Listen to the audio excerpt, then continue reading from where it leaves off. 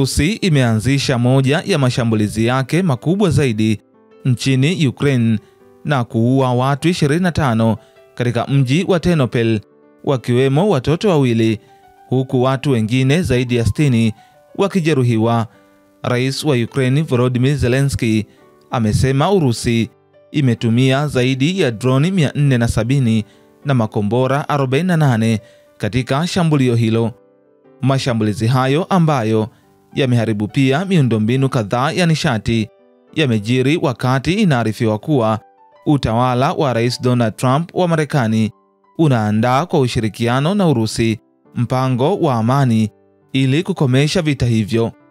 Hali hii imezua maswali ikiwa Rais Volodymyr Zelensky wa Ukraine atafanikiwa kufufua mchakato wa amani katika ziara yake nchini Uturuki, ambako anatarajiwa kukutana na mwenyeji wake Recep Erdogan mjini Ankara nchini Uturuki ili kujadili namna ya kumaliza mzozo huo.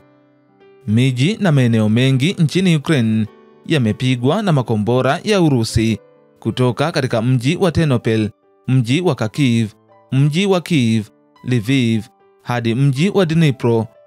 Mashambulizi hayo yameathiri majengo ya makazi, mitambo ya nishati, miundombinu ya usafiri na maeneo mengi ya raia na kusababisha uharibifu mkubwa katika mji wa Ternopil. Watu wengi wanahofiwa kubaki chini ya vifusi. Watu 66 wamejeruhiwa katika maeneo mbalimbali, wakiwemo watoto 16. Ukraine inasema kiwango hiki cha mashambulizi kinaonesha kuwa Urusi inajisikia haina adhabu yoyote kwa uhalifu wa kivita unaoendelea.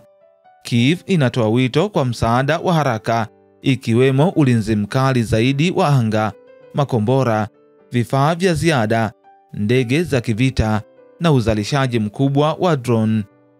Wakati mashambulizi yakiongezeka, maafisa wawili wa juu wa jeshi la Marekani wamefanya ziara ya ghafla ya wakati wa vita katika mji wa Kiev nchini Ukraine.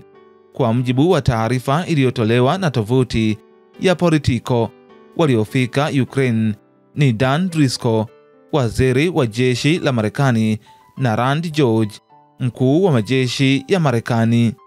Maafisa hao wamekutana na Rais Volodymyr Zelensky na makamanda wa Ukraine kwa mazungumzo ya hali ya vita, mahitaji ya silaha na uwezekano wa kuanzisha tena mazungumzo ya amani.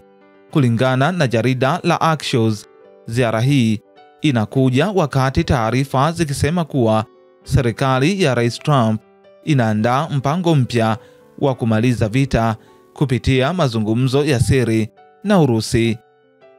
The Wall Street Journal linaripoti kuwa waziri Dan Driscoll anatarajiwa kukutana na maafisa wa Urusi kwa njia ya mawasiliano ya kijeshi baada ya njia za kidiplomasia kushindikana hapo awali.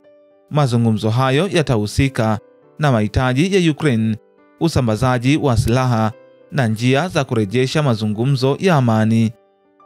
Ziara hii ni ya kipekee kwa sababu maafisa waandamizi wa serikali ya Trump hawajafanya safari nyingi kwenda katika mji wa Kiev tangu aliposhika madaraka. Wakati hayo yakifanyika, mashambulizi ya Urusi dhidi ya Ukraine yanaendelea sambamba na safari ya Rais Zelensky kwenda Uturuki, akijaribu kusukuma tena mazungumzo ya kumaliza vita. Hata hivyo, Kremlin imethibitisha kuwa haitatuma wawakilishi kwenye mazungumzo hayo.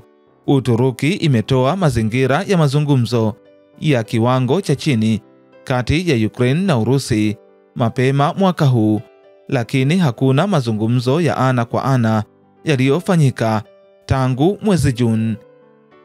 Endelea kuifuatilia BMTV Tanzania.